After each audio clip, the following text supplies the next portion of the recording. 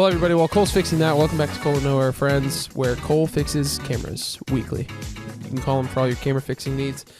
And special shout out to our sponsor, Noah Vance, for the week. A reminder that if you go to any Tommy's Express and tell them Noah Vance sent you, they will set up their Halloween decor for the haunted car wash. They'll set it up for you immediately, and then you go through it. And then on the other side of it, after you get out of it, they are actually legally required. He got them in a legal binding contract to give you one bag of any blood type of your choice, but it's a bag of blood. So, ew.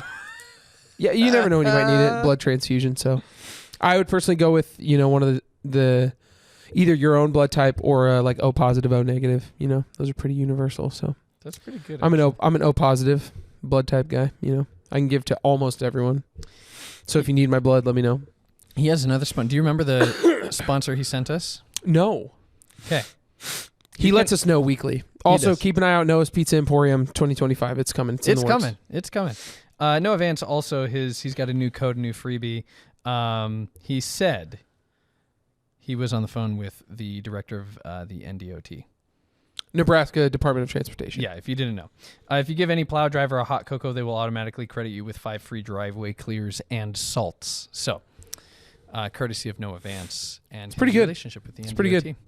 Got a good relationship with them. Yeah, they're pretty cool, I think. Cole, rather than ranking things, which we can do, I took a song, we did this morning, and I sent it through a translator. This is a song you and I both know. It's a song I like. It's a song I think you like. Okay. And I sent it through a translator, and it's been translated 70 times from English back to English. Some of the languages that it translated through it went English to Irish, to Somali, to Hausa, to Armenian, to Danish, to Galician, to Estonian, back to Galician, to Western Frisian, to Undefined, to Japanese, to Macedonian, to Xhosa, Xhosa, to Vietnamese. You get it. 70 times it did this till it got back to English. Would you like to hear this song and see if you can guess it? I'm ready. Okay. Hit me. I don't want to say that. I think I understand why. This is not good. I love you forever. I see your shadow, but I don't want to see it. You can't think straight. I saw a man without clothes. This is just my opinion. I think you were wrong. Not specified. Son, look what you've done. You need me. Physical contact. I like it, but I don't like it. And the line that will probably give this away. Daphne Yarn, Black and Blue. I love you. Okay. I was going to say, is it a Band Camino song? It is a Band Camino Daphne song. Blue It is Daphne Blue by the Band Camino. Hey, I got it. Look at that. Did you? But you had that before I said Daphne Yarn, Black and Blue. I was wondering Band Camino. Couldn't tell you exactly why, but probably because it's the only band that I think. Well, Ben Rector, you and I both like Ben Rector. Yep. Yeah, my favorite line out of that was the second line, which, for reference, the first verse, I don't want to talk about it, and I think we both know why. I wish it wasn't automatic the way I want you every time. That translated to, I don't want to say that. I think I understand why. This is not good. I love you forever. Yeah. Honestly, those first 2 lines was a good, that was a good hint. Those first 2 lines, I was like, that it might be. Then next up, kind of the pre-chorus, I see shades of you when I don't want to. Can't think straight since you've been gone. Saw someone out in your go-to outfit right when I thought I was on. Translated to, I see your shadow, but I don't want to see it. You can't think straight. I saw a man without clothes. This is just my opinion. And then finally, you got me off track, got me thinking abstract. Baby, look at what you've done. Still, you got me wanting some body-on-body contact. I love it, but I hate that. Black jeans and Daphne Blue still make me think of you. I think you were wrong, not specified. Son, look what you've done. You need me. Physical contact. I like it, but I don't like it. Daphne Yarn, Black and Blue. I love you. There you go. Welcome to the podcast. Welcome to the podcast, Caleb Craft. Which you'll only see from that camera angle, though. So. Oh, that's even better. Honestly, they're so generous letting us use the space, but then also when they come in here and they realize something's going on, they are deathly silent.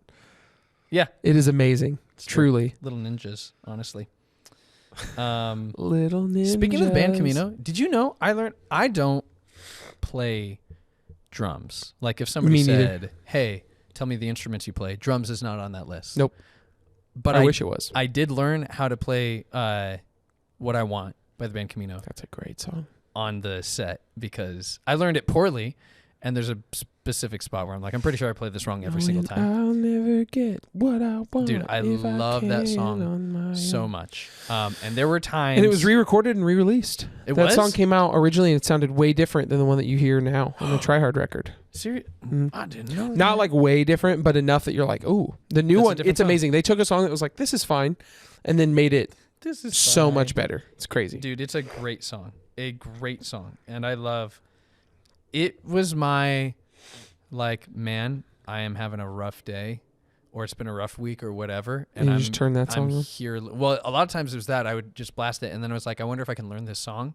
And so sometimes, like when I was working at the Papillion campus late at night, if we had youth late at night or I was there for some reason, and I was like, I don't have to be home right away, I would go fiddle with, there's a old out of tune piano. Mhm. A lot of times I would fiddle with that.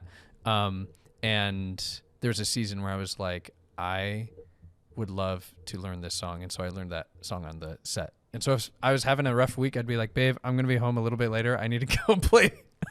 I just need to go play hit the drums for a drums. minute. And That's then awesome. Come home. Yeah, that's a great song. Tremendous song. Love that song. Tremendous Love the band song. Camino. They're great. Yep. They're really great. What was it? I just Do you had have some- any secret instruments you're not proficient in, but you've learned some things? No. None. Legitimately none. No. The only two instruments I have are my voice and the guitar. And that's it. I don't have any secret instruments. All right. Cole is stupidly good at the guitar. I'm okay. Which- That's not true. He's very good. I'm proficient. One time at summer camp, it was like the end of the week or something, and we were just cycling through guitarists. So like we were just jamming, and so Caleb Wismont, who was the guitarist at the time, Mhm. he like handed the guitar off to Cole, who is his brother-in-law, and Cole just gets up and shreds. And then Josiah Keith, who at the time was just a youth leader coming back from SEU at the time, he just gets up and we play through a song, and he shreds through that song. It was awesome. That was so much fun. That was, and I didn't know he was going to do that. I walked in the room, and Caleb like made eye contact with me or something, and then he like does these hand gestures like, hey, you here, come here. And I was like, what? And he goes, do you want to play? And I was like, I don't know. Like, I've played worship. I had no idea what you guys were playing. Mhm. What you went. Yeah. Just So he shred. hands me the guitar, and then he hands me his in-ears, and I was like, what key are you in right now? And I think you guys were in A or something. Mhm. He was like, we're just going back and forth between A and D, and that's it. It was just back and forth. And I was like, oh, okay, that's not bad. Well, if I can find a pentatonic in here and work with that. And then So he I did. And it was fun. I was surprised great. myself a little bit. I was like, this is going to suck. And it came out all right. That was a lot of fun. But no secret instruments. I almost got to do that at one. Did you Did you know that? This last year? No, like 2 or 3 years ago. Really? If you don't know, one is this huge youth event. There are like 3,000 teenagers. There's this big outside stage. Great. Honestly, there's some high quality pictures of it now because of Glory Gang and all that Oh, other stuff. yeah, Glory Visuals. Anyways, They're so good. Steven was playing. Steven was, ironically, the summer camp where I did that, Steven and Ethan and a bunch of other kids that ran together Mhm. had left the room. I got up there and started playing guitar, and I watched Steven run back into the room and like look around and be like, who is playing that? Which made me feel so good about Yep. myself. Anyways, that same Steven, years later, was playing at one, and he pointed at me and he was like, do you want to come up here now that we're jamming? And I was like, heck yeah, I do. Let's try it again. That was the last one I led for. And then I got up there, and right as he handed me his guitar, everybody started trash canning and like ending the song. And I was like, oh no, darn. Cole, I remembered what I wanted to talk about. Oh, okay. This is separate, but do you do Spotify Wrapped every year? Do you break down? I do. I haven't watched mine yet. I mean, you should turn your sound off and do it and just see what's on there. See what I get. Because hold on. I'm going to turn off the sound. All right, Cole. I'm going to break this down for you. Okay. So this year they did a thing. It wasn't very good. It wasn't a very good Spotify Wrapped, I'll be honest. Okay. So here we go. January. They break down certain months with what Sure. you're listening to. My January was mall goth skateboarding pop punk phase, which is me all the time, with artists such as Taylor Acorn, All Time Low, and I can't remember the last one, but like bands in that genre. Then February, it went January to February. February, my phase was, wait for it, was Hope Beat synthesizer indie pop season with bands like the band Camino, Laney, and Valley. Mm-hmm. My next one, you can tell where my son was listening to more music than I was, because this one, when you hear the music, it's like YouTuber outro music, and it is vlog speedrun EDM moment, which is just the worst. And then my Spotify Wrap this year, my number one artist. Do you take a guess who you think my number one artist was? Bill Murray. Yep. Yeah, buddy. Who do you think number two is? It's not the band Camino, is it? It is. Is it really? Who's number three? Oh my gosh, we're friends. It's another band I talk about. I have three. It's not. Two tattoos. I don't know. I was gonna say boys like girls, but I don't Nope. think that's it. I don't know. Laney. Oh, My top artist is Bill you Murray. Already mentioned Laney. The band Camino, Laney, Wage War, which I was surprised at, and then Morgan Wallen. My top songs are I Had Some Help by Post Malone and Morgan Wallen. Nice. Number 2 is Empty Handed by Bill Murray. Number 3 is Nostalgia by the band Camino. And then these last two are my kids, mainly my daughter, Praise, specifically the radio version by Elevation Worship. And then My Girls Night Out by Russell Dickerson, which is like a pop country song. It's a good one, but my daughter loves that song. That's funny. And I had 21,206 minutes listened to this year. Holy cow. So my wife, she went through hers, and she just runs hers through like when she's working or whatever. Yeah. And so she had like 85,000 minutes listened to because it just plays. Yeah. It just But none goes. of her artists are like artists she really listens to. She's like, my number one artist is Taylor Swift. I don't really listen to Taylor Swift. Like I listen, but not that much. But not really. But it's because she just clicks like a Taylor Swift playlist in her And it just workspace, goes. and it just plays. That makes sense. Well, I have that kind of with the kids. So at night we'll play soft music by Bethel and a couple other just like what my kids call Jesus music, and kind of help them fall asleep. We started doing that when Tessa would kind of consistently come out of the bedroom and be like, I'm having scary thoughts. I don't know what to do about my I think like just her anxiety. And so music helped. And we've done that for forever. So last year when we did Wrapped, it was like you're in the point whatever percentile of Bethel fans, and we've got a special video just for all the whatever. And I was like, I don't care.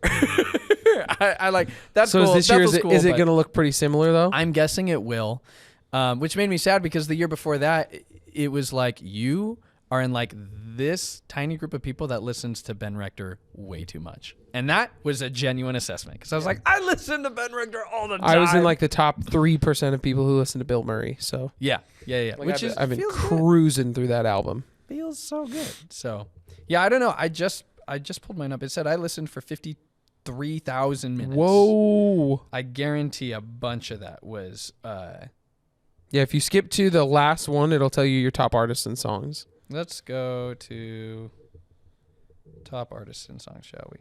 Let's see what we can get. If I can get there. Who do we think it's going to be? Do we think it's Bethel Music again? I doubt it. Do we think it's Coco Melon? I hate Coco Melon. I know you do. I know. I know. Cole is not a Coco Melon guy. Not a big Coco Melon guy. Okay. Top. Yeah. Yep. Top artists were Bethel Music, Yep. Hillsong Young and Free, Okay. We the Kingdom. Yep. Oh, We the Kingdom is because of where your daughter goes to school. Yes. Yep. Foo Fighters, which is legit. And I don't know how to pronounce this. Aoden King. Oh, Aiden King. He's the guy who sings like Touch of Heaven and Yeah, so it's all got to be from that album that we basically just we loop two different What are the Bethel albums songs? all the time. The top songs are Highs and Lows by Hillsong. great Young song. and Free, which genuinely I love that song. That's why I put it on their playlist. My wife was like, these Bethel songs are soft. And I was like, that's great, but also these two Hillsong songs and this bit by William Augusto, please. yeah. By the Grace of God, Dancing on the Waves, Surrounded, and The Blessing. So literally my kids' bedtime playlist has consumed my Wrapped. Yeah. Which is why we moved. I finally convinced my wife To a family plan? delete her unsubscribe from Apple Music Oh. and move over to Spotify Family. So now I have an Yes. account. She has an account. I have a separate adult account just for the kids' music because I also have a kids account. And the kids account, for some reason, I can't shuffle music. It's like, it's the functionality of it is too limited for me, the adult who's trying to control it. I'm like, all I want is an account where I can where when I play the kids' music, it doesn't affect my Spotify Wrapped. Yeah. And now I've done it. So I've thought about doing that. I need to just create one for my son because he just has a playlist on my account called Kian's Music that I just will add stuff to. Yep. But I haven't done that yet. yeah, I like it that way better because and Tessa actually really likes music. She's 6 and we do a quiet time on the weekends. So there's like a 45 minutes to an hour where it's like, listen, nobody's playing with you. Nobody's doing anything with you. You entertain yourself and you need to be quiet because some of us are probably going to take a nap. Right. And Kylie gave her AirPods for a couple of those. And Tessa like loved just like crafting and doing stuff while she's listening to music. That's awesome. I was like, that's cool. I was not that kid. I never had, like when iPods came out, I wasn't like, man, I want one so bad. I was genuinely the kid that was like, who on earth needs 1,000 songs? That is the dumbest thing ever.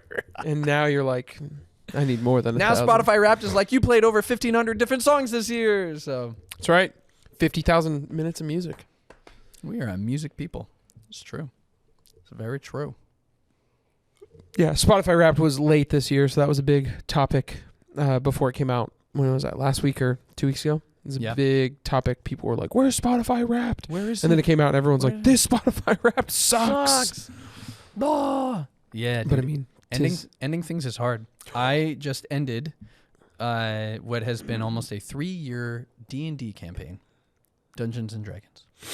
yeah, because you took off work, you said, I took off work. and So, then you stayed up late. yep, we took a whole day off. Half of us used PTO to do it, because one of our friends is like moving out of state very, very soon, and I was like, we gotta find a way to complete this in person because I don't want to do like we thought about doing the digital thing, and then we thought, let's just get a day together and see how far we can go. So we took PTO from like 8:30 until 5 o'clock. We were playing D&D. And then we broke for dinner. I went home, was with the kids and the wife, and then we got back together at 9 o'clock and finished at 2 in the morning. Where'd you guys play this at? At Buddy's house. Nice. That is So, brutal. it was brutal. It was exhausting. What was the campaign? So the short version was I wrote this broad story about this fake world where in my world I had made it that there were beings, organisms that lived and were born in the center of stars. And they were my representation of like gravity. So they would create things by like basically just like pulling asteroids and stuff here and there. And that's how they made planets and whatever. But they just made really big fancy rocks. And then there were a couple that were like, what if we made things that lived? And this became like my world's like creation story. And then there's like an anti, basically this was my like, this is God. And then I created a character that was supposed to be like the evil bad guy, like Satan guy. And it was them fighting each other and the bad guy being like, I am jealous of what you have and I want to destroy the world and the people that you've made. And so the characters who are the people playing in the campaign are discovering all the history of that cosmology and how the bad guy is coming back to finally destroy everything. And them basically trying to save the world. That's the short version, which gives a whole lot of details that we've finally wrapped up. And Nice. 3 years worth. 3 years worth. And honestly, there is so much of it that I regret. Why is that? I have never DM'd before, or so Dungeon Master, Game Master, basically the guy who runs the show. Yeah. And I created a story where the scope of it is massive. Literally, it's like, oh, your job is to stop the end of the world. Okay? The final battle is against a lowercase g god, a super ultra powerful being, you know, like you versus Captain Marvel, maybe, like, in order to execute that really well means playing, if you're familiar with role-playing D&D or other similar games, high levels. Mm-hmm. And I have no experience playing at high levels and no experience DMing at high levels. And that's where things get really, really, really complicated. And if you don't know how to handle it well, it's, in my opinion, it's just not as fun for everybody else. So that's part of the reason we ended fast, because I got them to like level 10, which is not that high of a level. But at level 10, I'm creating encounters for them that I think are going to be a really big deal, and they are handling it no problem. And I don't know how to like go beyond there. Yeah. So I was like, okay, I think I just need to scrap the rest of the story, which is like side story that I want them to explore, and just end it so that we can start something new where I can, if I ever lead a game again, we can play in the territory where I know how to handle these characters. I know how to handle these levels. But it took us almost like 3 years to get there. And I am so glad it's done. Oh, so now you're going to do a new one? Someone else might run the game for a bit. We're going to take a break. Somebody else wants to kind of try a story they've been writing, and I'm excited, honestly, to just like show up and be the guy who finally gets to goof around and play my character. Instead of controlling the story. Yes, exactly. Nice. So, yeah. So I never played my any. campaign. I've never played any games like that. It's really fun. It's like, you're just playing pretend with friends. Yeah. Adult pretend. Adult play dates. Adult pretend play dates. That's right. Yes. You get together, you play a little hide and seek, then you get together and you do pretend. Yeah. You have pizza. One thing I miss about being a kid, hide and seek. I love hide and seek. Me too. Love hide and seek. Do you ever play sardines? Like, I did. I still always just prefer the classic hide and seek where there's a base that you can run to versus sardines. Yeah. I was a big fan of that. I love sardines as well, but I love just good old fashioned run around hide and seek tag specifically. Yeah. I loved sardines in like buildings you are unfamiliar with. Yeah. Sure. Like went on a few mission trips to big churches I have never been in before, but you're staying there overnight. So at 2-3 in the morning, those were awesome. Yeah. And you're like trying to find your friends who are in God knows where. You don't know the layout of this building. It's kind of terrifying because all the lights are off. Yeah, dark. No matter what church you're in, if it's dark and it's nighttime, scary. Scary. It could be the most modern church too. Scary. Yeah. Church at night. I mean, I think it's just building. Any building you're in, unfamiliar dark building at night. I think even familiar buildings, like dark at night, like Midtown or here, if I'm the only one in the building or something like that. Midtown is terrifying. Well, yes, because you're also hearing the boiler, the click, clink, clink, clink. But like even, I would imagine like a Target or a Walmart, pitch black at night, just like nothing but maybe a little security lights. Dude. Like hide and seek in there. Be terrifying. Be so much fun. That'd be so fun. Can anybody get us into like a warehouse? Noah Vance can. He can get us in a Target. Noah can do it. He can get us in a Target at night. Get us there. He'll call in a favor. I had a friend in college who took us to it's like a indoor baseball venue, something. I don't know. He was like, hey, I used to work at this place, and they said I can come back anytime at night after hours and we can play baseball. And so we went and played baseball, just us, right? Find out later, and there were like 12 of us. Find out later that they were saying, hey, you guys need to come pay for using our facility. And we're like, what are you talking about? I guess what actually happened was he had been let go from there. Oh, no. And he still knew the security code to get in. And they like found out people were in there, went back and looked at the cameras and were like, you can't do that. You owe us money. And I was like, I'm not paying anybody anything. You owe them whatever you owe them because you lied to us. And that's no thank you, sir. Yeah. If somebody tells you a lie, like that's absolutely He's like, not. oh, it's no big deal.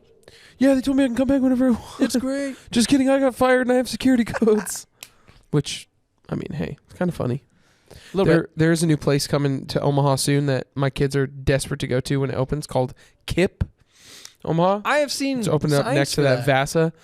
There's going to be like an indoor trampoline park, and then also a mini kid city. So it's a city-made kid scale. So like markets and stuff, but all kid sizes. Yeah.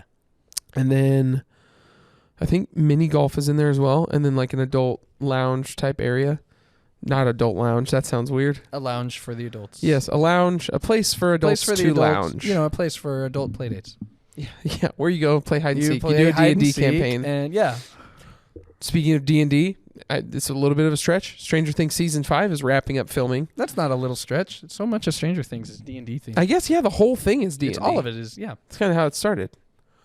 I'm very curious. There was a behind-the-scenes photo that they posted, and it was Will Byers, well, Noah Schnapp, older, Sure. but in a tent with his younger self. Mm-hmm. And I was like, ooh, so we're getting a little callback. What's going to go happen here? That'll be great. I got to expose somebody to the Batman this week as well. Oh, how's that? In my men's group. We were at Midtown, and I know how to swap some things over and display a movie. So I showed him just clips of that movie. Mm-hmm. And after I showed him the opening scene, the Thursday, October 31st, and the fight at the train station or whatever, Yeah. he was like, what was that? I was like, the Batman? He's like, well, like which one? And I was like, the newest one, How dare the you. Batman 2022. The Batman. And he was like, that was Robert Pattinson? I was like, yeah. He's like, well, I've got to watch that movie. And I was like, oh, let me show you one more scene. And I showed him the Batmobile scene. Then I showed him the Iceberg Lounge scene later.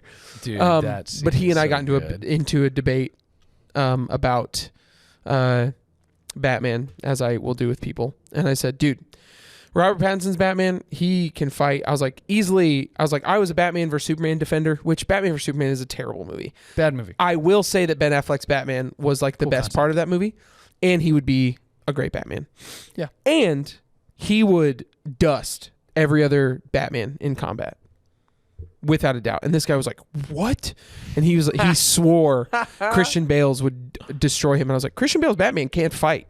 No, he's like not, at all. No, there's no point where I'm like, wow, Christian Bale's Batman knows how to fight real good. Yeah. I'm like, that guy is smart and rich and techie. Here's the thing, Christian Bale, great Bruce Wayne. I've said it 100 times. Terrible Batman. The movie is looked back on fondly, and that trilogy is great because Christopher Nolan is great. Yes, because the story they wrote is Here's the excellent. deal. They are great movies. Yes. The Batman is a Yes. great superhero movie. Yeah. It's a great Batman movie. Yeah. The Dark Knight is looked back on so fondly. It was a great movie. This is not me saying it's a bad movie. It's an incredible movie because Heath Ledger's Joker was so good. Yeah. He revolutionized that villain on screen. That whole story is it's not a beat 'em up movie. It's not like watch Batman it's not like an Arkham City video game Nope. or Prism or whatever. Oh, that'd be so good. It's a different kind of superhero And then, it's great. speaking of Batman, what a perfect segue. I remember this as I was talking about it. Segue from Batman to Batman. Segue from Batman to Batman. Andy Binder, and this might be more my expertise than yours. From Batman to Batman t-shirt. I think of things as before Batman and after Batman, or just Batman. Before I met Batman, I was this. Now that I've met him, I am. Oh, jeez. Oh, jeez. You're getting into choppy waters now. No, Andy Binder at our staff Christmas party, Yes. he said, you guys should pick the pieces from all the Batman properties and design the perfect Batman. Oh. So pick who we think the best. We pick. Design a Batman. He's like, so you pick George Clooney's Bruce Wayne. You pick Kevin Conroy from the animated series voice. You pick Robert Pattinson's suit. You pick the Batmobile. You pick the fighting style, and you craft the perfect Batman. Yeah. And it's hard for me because truly, I think the perfect Batman is Robert Pattinson's Batman. I love that Batman. Maybe not perfect. There's some things he's going to grow in, but he's only been Batman for 2 years. Sure.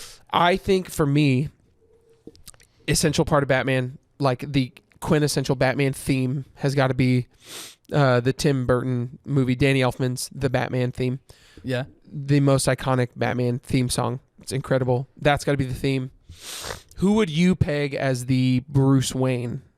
Like the quintessential Bruce. And this might just be me picking this. I don't know. It might be. I'm not well versed enough in like all the movie representations of Bruce Wayne. I love Christian Bale's Bruce Wayne. Yeah, I think his Bruce Wayne really was good. I think Val Kilmer's Bruce Wayne was also good. Not great movies, but I do think him as Bruce Wayne was really good. I'd probably go Christian Bale for the Bruce Wayne. Yeah. Probably. See, I feel this way. I feel like I could talk about Spider-Man in this way. Yes. I could because I have big opinions about. Well, then we'll do that. I'll do my quintessential Batman. Great. You do your quintessential Spider-Man. It's great. perfect.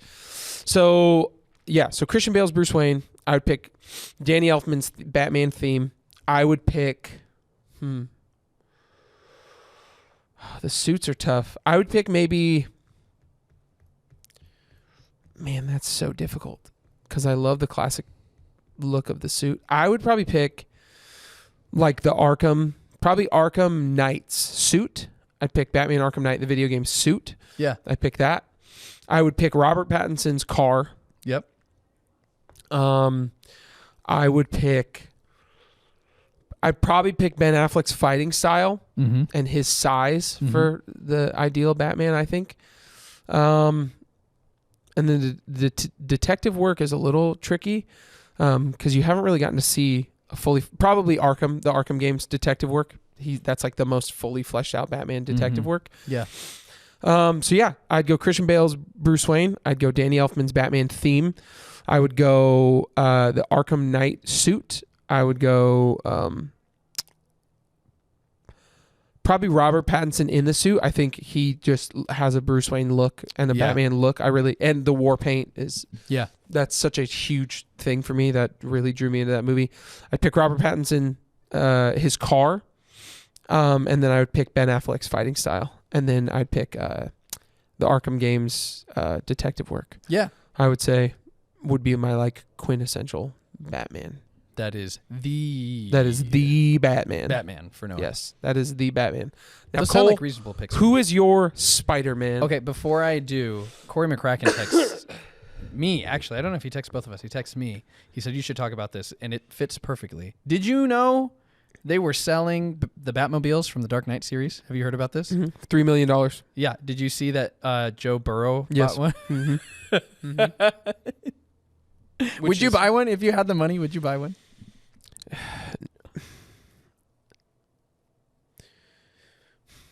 Maybe just say I have it, but I hate the tumbler. Oh, really? Why? I can understand why it's not your favorite. I just think I don't hate it. Like, it's cool. It's a cool car. So you lied to me. Well, yeah, I guess I did lie. I told a fib. I'm sorry. I just don't really care for the look of like the big tank thing. I love my favorite Batmobile. The Robert Pattinson one is up there. Obviously, it's probably my favorite currently, but I love the 89 Batmobile. Something it's Batman. When you see it, it's Batman. Sure. Whereas the tumbler could literally be anything. That's true. The You could put Tumbler's that in kinda any like movie franchise, and it fits. Yep. Also, side note, I don't know who I have to pay to do this, and I'm not going to be able to pay you much. Please make a Batman Beyond movie. Live action, animated, dude. doesn't matter. Here's what I want. I want Michael Keaton as Bruce Wayne. I want him to return as Bruce Wayne. Yeah. I want Tom Holland to be Terry McGinnis. Okay. I want him to be Batman Beyond. Yeah. That's it. That's the only things I have. Want. Maybe could you recruit Sony to do a fun little project with Warner Brothers and Probably not. Make a Batman Beyond, but like put the oh my gosh, Spider-Verse team on it. Oh, dude. Supposedly some of their artists, did you see the artwork that they made for that? No. Some of their artists made Batman Beyond like artwork. Oh, seriously? Oh. I'd want to fact check some of that, but Kyle Boldra also just messaged me. He's probably right out there. Yeah. He said, random thoughts chat about favorite color and why, and then rank 10 things that are that color. Which, Kyle, next time, dude. That's a great idea. that is great. My favorite color, side note, is red. I don't wear a lot of red. You'd probably figure I'd say black because I wear more black, but I love the color red. Sure. Specifically, I recently saw this Carhartt shirt, and I didn't buy it because it just had Texas on it. And I was like, that's weird. Texas. But it was Carhartt, and it was black shirt, and it said Austin in red, and then like outlined in like light blue. And I was like, that's a cool color combo. Yeah. So big fan of that. My thoughts, I'll do this quickly for Spider-Man, and then What's your favorite color real quick? blue. Nice. Wow, look at that. Ooh.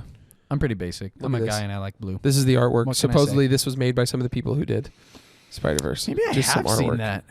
It's really cool, dude. I would love that so much. I know. It'd be, anyways. Your perfect Spider-Man. My Cole. perfect Spider-Man. I'll do this quickly. I am not considering Into the Spider-Verse as factoring all this in. Ooh, Okay, just live action. Perfect. Okay, Spider-Man. okay. Just live action. But I took video games. Maybe the video. Well, perfect Spider-Man. The suit, Sam Raimi's suit. Ooh, Tobey Maguire's Sam Raimi's suit. The fighting style, mostly Sam Raimi's Spider-Man. dude. Is it just going to all be It's Sam all, Raimi? by the way, it turns also Peter Parker, Tobey Maguire. Are you serious? No. Okay. No. I was like, come on, I'm man. trying to move in order that they release. Give me some variety. The ideal Spider-Man is Tobey Maguire's Spider-Man and nothing else. I will say that would be very funny. Oh, I should have done it. No, those two things. That suit is intimidating as heck. Yeah. Like that suit with the narrow slanted eyes. True.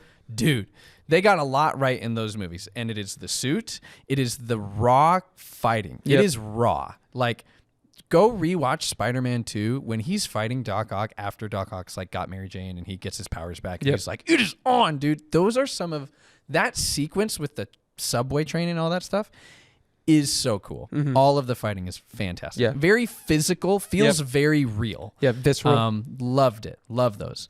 I'll also say they got the swing style in Tobey Maguire's movies. Perfect. So good. Like the physics of the Spider-Man 2 video game and the love that everybody has and had for Tobey Maguire's Spider-Man 2 video game, the swing physics, you feel that watching Tobey Maguire's Spider-Man 2 or Sam Raimi's Spider-Man 2. So those let me are guess. three The from swing those. style also Sam Raimi. Yeah, that's what Okay. I'm saying. Okay. Swing style. Okay, so those are the Sam Raimi ideals. All right. Andrew Garfield's, the thing that they excelled at better than anybody else was the love interest with Gwen. Yep. And that nothing has They done made you anywhere. love that relationship. I loved and I wanted so much more.